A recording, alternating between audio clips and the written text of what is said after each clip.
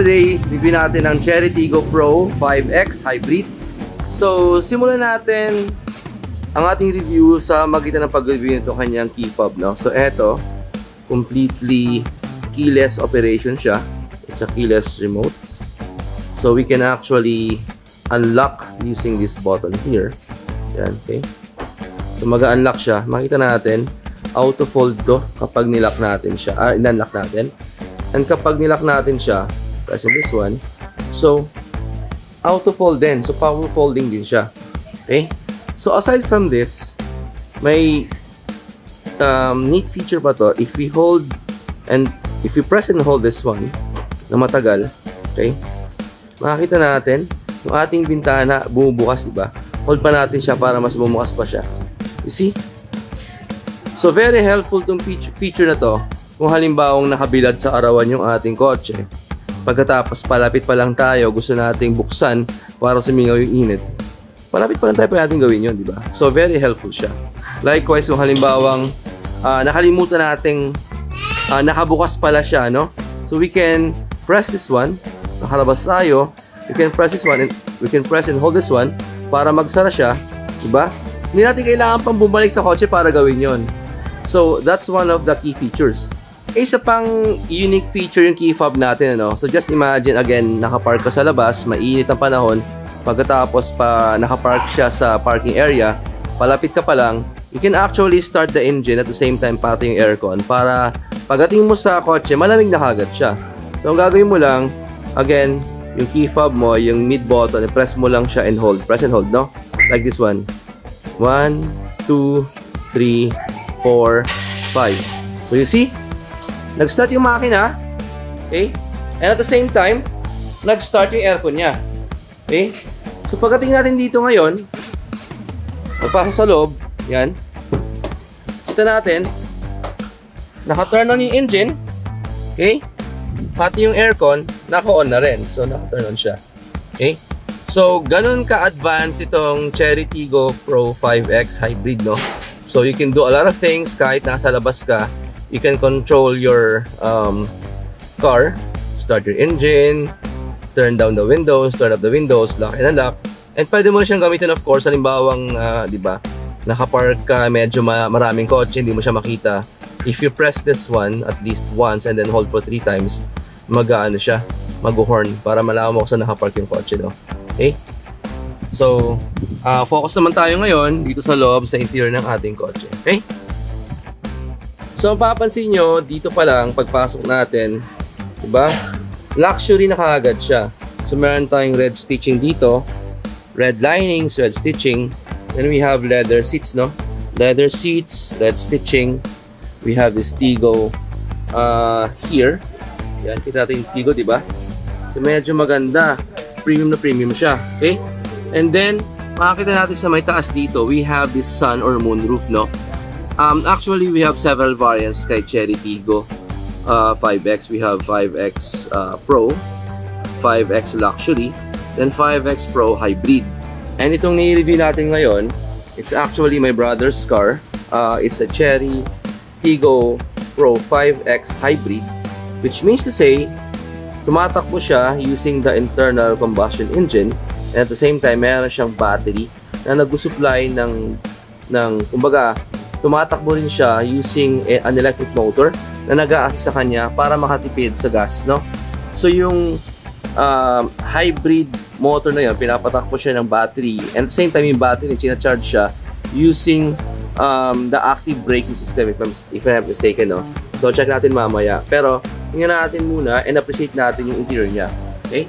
So we have this leather steering wheel, yung kanyang dashboard na napakaganda, a very very plush and beautiful leather seats, both the driver and the passenger. And of course, makita natin dito, no, power window, power seats, no. Tumataas, bumababa, nag-forward, nag-tilt, no. Ito natin, ganda. Ganda nito. Okay, check natin naman yung sa likod niya. Okay.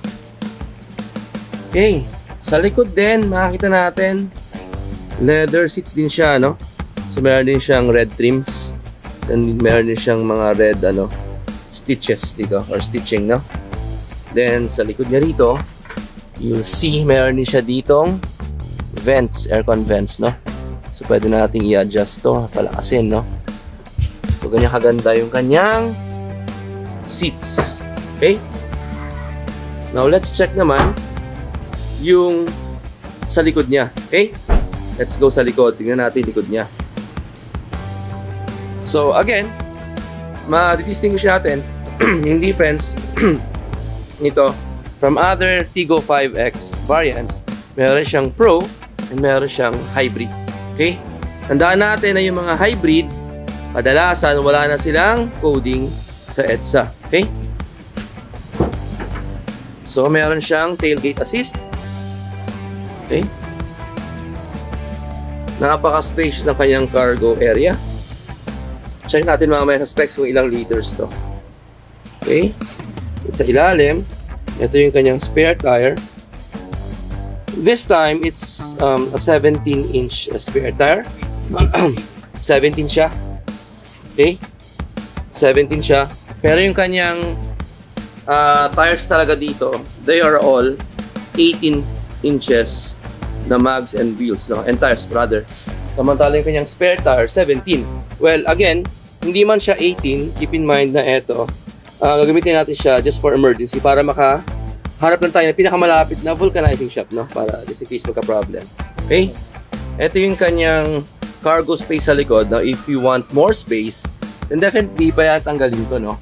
Ito, we can remove this one. We can remove this one. And alisin natin to. Okay? Now, pwede natin ngayong i-adjust tong seats dito. I-stow natin siya pa ganun para meron tayong mas malaking space. Okay?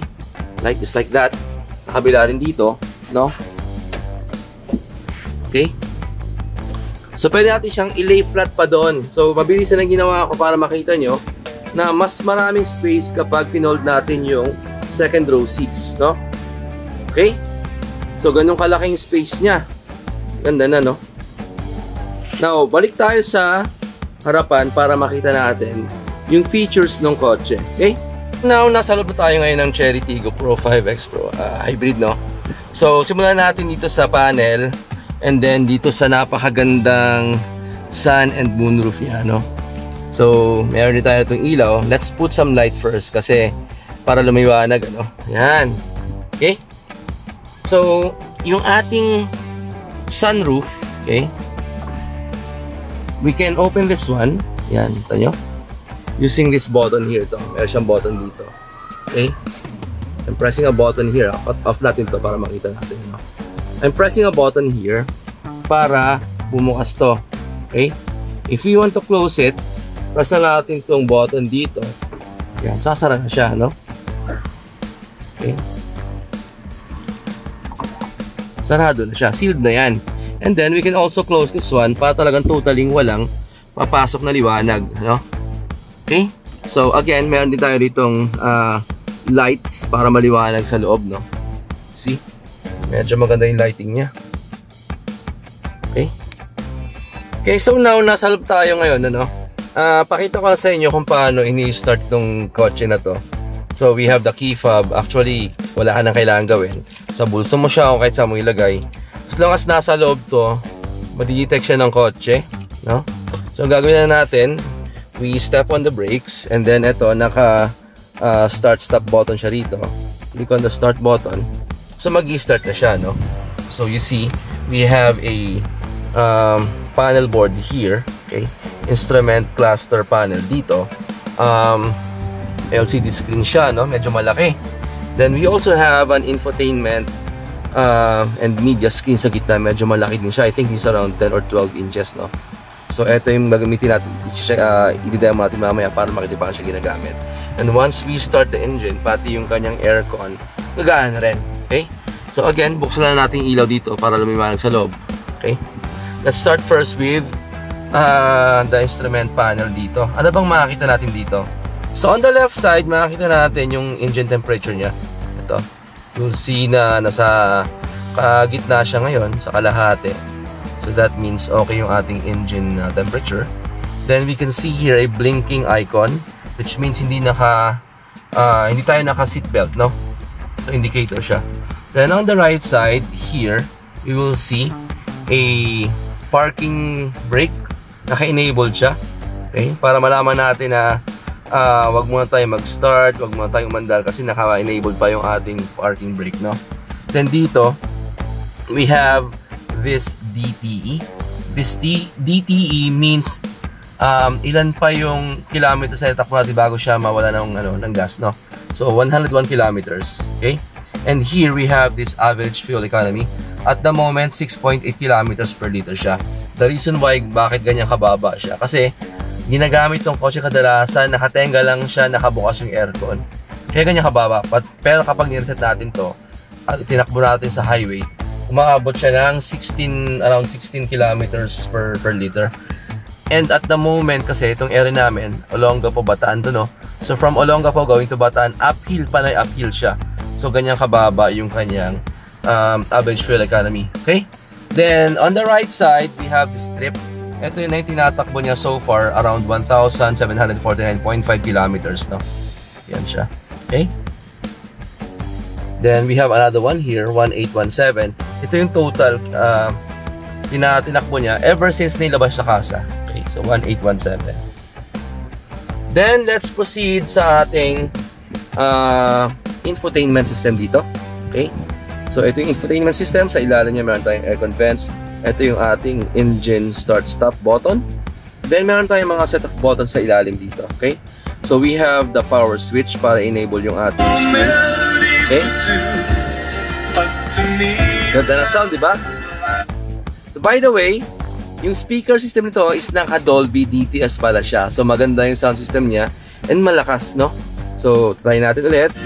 Hinaan natin. Ito yung button niya. So you can adjust the volume here or pwede dito mismo sa touchscreen niya. Okay? Gumagana yan. So lakas, hina. Then this one, ito naman yung ating hazard light. Okay? Then ito yung ating home button for our screen. Okay? For example, if you want to play a media, kung meron tayong naka-plug, let's say sa ating USB, kung meron tayong video, we can watch a video. Okay? Let's say we have here this one. Ano ba to? Ano pang video to? Let's see. Invalid video. Apply na iba. How about this one? Super Wings. Diba? So kung malimbawa may kasama kayong mga bata, naboboard sa biyahe, you can watch a video or a movie. No? So kailangan nyo lang mag-plug ng USB sa ilalim dito. So there is actually a receptacle here para makapag-plug kayo ng USB dongle, no? Okay? So you can view a picture. You can listen to music na naka-save sa dongle nyo. Okay? Or you can even watch a video. Okay? Now, if you want to listen to radio, pwede yung radio rin dito, no? See? Okay? Then, if you want to go back, we can press the back button here. Or, pwede rin yung menu dito na home. So, you have plenty of options to select. Pwede dito, pwede doon. Then the next button here again, the power switch for our center console, volume down, volume up, hazard light, home, and then we have here the AVM. Okay, the AVM button actually shows us the screen. Okay, yung ating mga camera. We have a 360 screen, we have a front screen, so we can click here 2D view. 2D view, ito siya. 3D view, ito naman siya. Okay? Sa 3D view, you can actually view your car and your surroundings, no? Using this feature. You can also select front wide view and the rear wide view. Okay? Check out. Off ko lang muna yung music, ang ingay. Let's go sa media, no? Off natin to.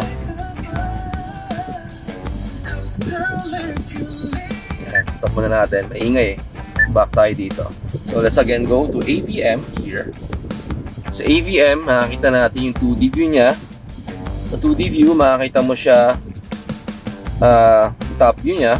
Sa 3D view, makakita mo siya with respect to its surroundings. Pwede mong i-swipe to para makita mo yung surroundings niya, no? 3D view. Then pwede ring front view and pwede ring rear wide view. by the way, sa rear wide view, every time we press the reverse here, makikita mo rin dito yung reverse camera niya automatic. Tapos meron siyang guidelines para makita mo kung yung direction ng wheels mo na kung saan papunta. Okay? Then finally, we have here the call button. Kung halimbawa naka-integrate na yung ating phone, either iPhone using Apple CarPlay or our Android phone using Android Auto, so we can use this one. Okay? Then finally, we have here the mode. The mode here selects the mode of our car at the moment. Pag sinelect mo siya, sports mode. And kapag sinelect mo siya ulit, babalik siya sa eco mode. Okay? And medyo malupit talaga tong coaching to, no? Once we select the eco mode, napapansin natin yung lining dito. Diba? Naging green siya. Pag nag-sports mode tayo, naging red siya. Medyo astig, no? So madaling malaman kung ano mode tayo just by looking at the LED. Diba? So currently naka-eco mode tayo. Okay? You know?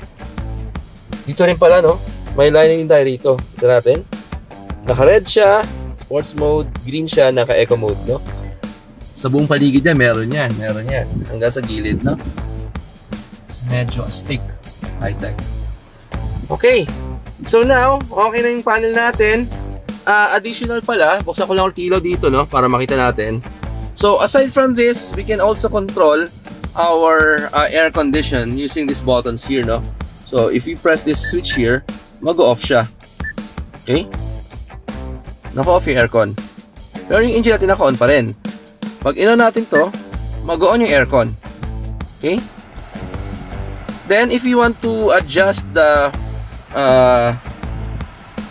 aircon temperature, kung gusto mong mas mainit, you see here the red, diba? Red siya. Press mo up. Tumataas yung temperature niya. You see sa screen? And pressing this button here, bumaba yung temperature niya, mas lumalamig siya. So may dalawang controls either on the left or on the right, no? Tapos likewise, pwede mo rin siya i-control dito. So dito sa touchscreen niya mismo. So either through this touchscreen or through the buttons dito sa ating pinaka-panel sa baba, no? So medyo astig. Likewise, kung halimbawa gusto nating, let's say, lakasan yung fan or hinaan yung fan, pwede natin siya i-control dito, 2, or pwedeng dito sa fan niya rito. Teka, nawala yung ilawan natin. Okay? You see here, we have here this fan icon. You know? Lakas. Sobrang lakas. Hinaan natin. So, yan. Kita, yan pala. So yan, nakatulan tayo, no? So you can either use this panel here or touchscreen, or pwede mong gamitin yung mga buttons dito sa may panel sa baba. Okay? So medyo malaking tulong to just in case nagka-problem ka sa touchscreen mo rito. Pwede pa rin i-control yung aircon mo dito using this button here. And of course, you also have your button sa ating steering wheel, no? So mamaya daanan natin to pa isa-isa, no? Okay. So, pagdating naman sa ating connectivity, so you see here, meron tayong parang flat bed dito. It's actually a wireless charging. It's a wireless charger. If you have an iPhone or an Android na merong wireless charging capability, pwede mong gamitin to charge your phone, no? Okay. And then, ito yung kanyang shift knob. Okay. Currently, it's in P. If you want, for example, to go to reverse, we step on the brakes, then tap natin siya. Okay? Nasa reverse na. And once we click on the reverse, makikita natin camera natin, di ba? Nag-activate yung ating reverse camera. Okay? So, let's go back sa P. Okay? Since we don't want to go to reverse. So, naka-P na siya ulit. And likewise, ito yung ating parking brakes. Okay? I-press lang natin yung brake, tapos i-click natin to. Yan. So, mawawala yung parking brake yan, no? So, ang gandahan nito, eto, hindi na siya manual, no? So, lahat electric na. Electric na or electronic na yung ating shift stick, yung ating pag-shift. Since automatic siya, pati yung ating parking brakes, no? Electric na rin siya. Okay? Then, ano pa bang features meron tayo rito? Aside from the usual meron tayong bottle holder dito. Okay? Then yung ating armrest, makita natin leather siya, no? So binuksan natin siya rito, medyo malaking space niya. Okay? Ang lalim. And at the same time, kung di ako nagkakamali, pwede mo rin gamitin to sa ilalim, meron siyang knob. Pag pinihit mo to, ang hirap ipakita eh. Ayan, tingnan, labas natin to. Yan. So dito meron siyang knob, no? Pag pinihit mo to, lumalabas yung malamig na hangin. Pwede mo rin siyang gamitin as your freezer, no? Or chiller, rather, chiller. Lagay ka ng bote ng tubig, soft drinks, beer, no? So dito, pag ginamit mo to, lalamig na yung drinks mo, no? Okay? So, balik natin siya. So, na-adjust pala tong ating bottle holder dito, no? Then, ito yung ating armrest. Galing. Ang ganda nga niya, eh, oh. Ang ganda ng features niya. Okay? So, ano pa ba? Dito naman sa ating gilid pala, tingnan natin to, no? Medyo madilim. Pero dito, ito yung ginagamit natin to control yung ating 4 windows, no? Wait lang. You see? Control nating windows. Okay? Dito, sa likod din. Okay? Then kanina pinakita ko na sa inyo yung ating yung ating sun or moon roof, di ba? So nakokontrol natin siya using this button here, kung di ako nagkakamali. Ayan. Pakita ko lang ulit just in case na miss out ko, no. Ayan. You see here, ayan, oh. Bubukas siya. Okay? Then ito lang para bumalik. Okay? Okay, sealed na siya. Then kung ayaw natin halimbawang liwanag, close na natin yung ating pinaka-roof. Okay? Then, sa ating steering wheel, ano pa bang meron? Buksan ko lang ulit yung ilaw, no? Sa steering wheel, meron tayo rito, ayan, cruise control. Okay? This button here is actually cruise control. Pag tumatakbo tayo, let's say, naka 100 tayo, pinas mo yung cruise control, maglalaki sa 100. And every time we want to add sa speed, we can add rest, you know, plus dito, then minus. Currently, hindi tumatakbo na, so mahirap i-demo. Try kong gumawa ng next video, papatakbohin natin sa, sa highway. Then let's try the cruise control. So this is cruise control. Activate the cruise control. This is for canceling the cruise control. Okay? The next one, ito naman, we have a limiter. This is a limiter. Nakakita nyo sa screen natin. Every time I press this one, na-enable yung limiter. This enables the limit kung ano lang tatakbo ng kotse natin. If you want maximum 30 kilometers per hour, na-enable siya. Mag-a-alarm siya, no? May audible sound. Okay? Then we have this button here sa gitna. Itong sa gitna na to, ang ginagawa naman niya, it sets some parameters. For example, the time, the language, if there are fault codes. At the moment, wala tayong fault code, no? Then may alarm tayo. In this case, nakaset siya na 100 kilometers per hour. So, click lang natin ulit, no? So, pag lumagpas na 100 kilometers per hour, mag-alarm siya. Then we have this fatigue. This fatigue, I'm not sure actually kung ano to. Then driving parameters, then unit niya, fuel, etc. Okay? So, medyo maraming features siya. Mahirap i-describe lahat dito sa isang video, no? Pero medyo marami talaga siyang features. Then dito sa kanan, you have here the volume control. Volume up, volume down. If you want to call somebody, kung halimbawa naka-enable yung ating Android Auto or yung ating Apple CarPlay, we can use this one. Then we have push to talk, then mute, then end the call, no? Then dito naman, we have another button for the mode. So yan, yung mga modes na yan to control the modes ng ating operation. I'm not entirely sure kung para sa dito ba siya sa panel or para sa ating driving. Pero alam ko ito yung driving natin, yung mode na to eh. To adjust from sports mode, yan, sports mode to eco mode, no? So yun. So far, ayun lang muna gusto kong i-discuss. Yung side mirror, discuss ko na kanina. I think yung gusto kong i-discuss na siguro huling-huli is yung yung seats niya. Nakalimutan ko. Although pinakita ko ng leather seats siya, pakita ko lang sa inyo yung niya, yung features niya, no? Labas tayo. Etong seats niya, power seats siya, no? So, if we press this one, umaatras siya, no? If we press this one, nag-go forward siya. So, power seat siya. Tapos, kung gusto nyo itaas yung seat height, click nyo lang to. Diba tumataas, oh? Wow, ba? Taas, oh. Then, yung ating tilt niya, ayun, oh. Pwede kayo, no? di ba? Hindi ko pa na-try kung may lumbar support to eh. Yung lumbar support yung nag-a-adjust dito. So at the moment, di ko pa alam. Pero,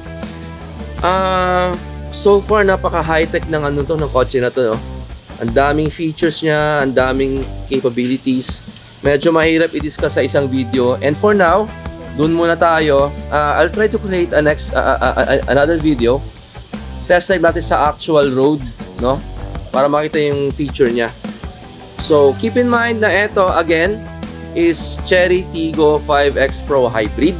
As I've mentioned, tumatakbo siya using ICE and an electric motor. Okay?